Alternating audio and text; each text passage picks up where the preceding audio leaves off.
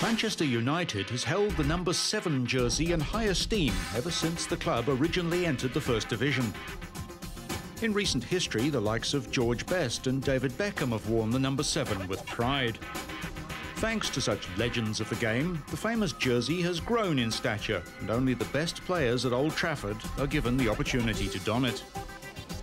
When a young footballer was drafted from Portugal at the beginning of the new millennium, much controversy surrounded his signing.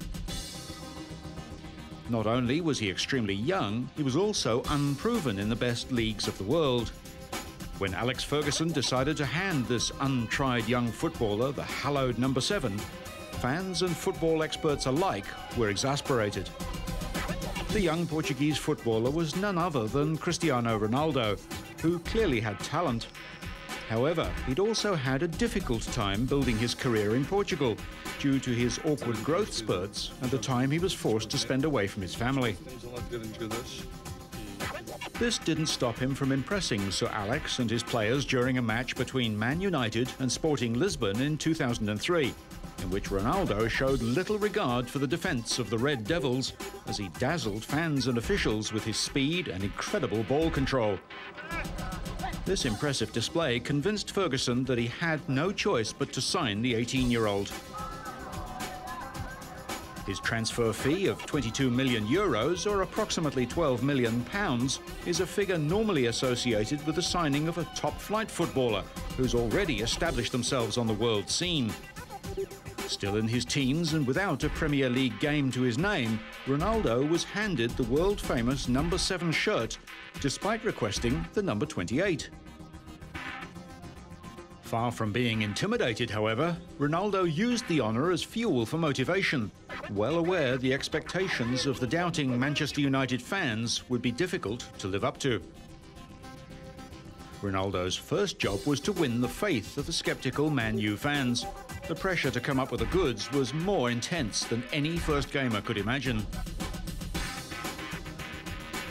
He got his first opportunity to settle the apprehensions of his new teammates and fans against Bolton 2 weeks after his signing.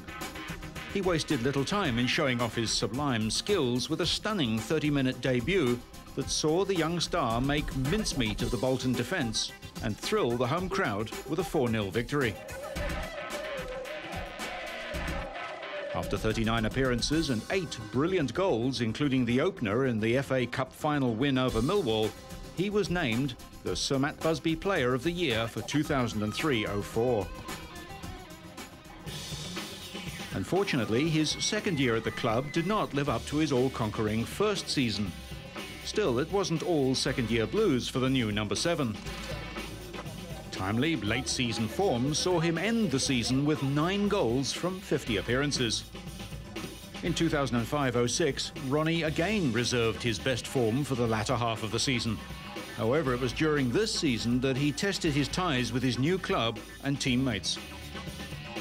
In the 2006 FIFA World Cup, Ronaldo was involved in an incident with Man U teammate Wayne Rooney that saw Rooney expelled from the World Cup, which subsequently saw England eliminated.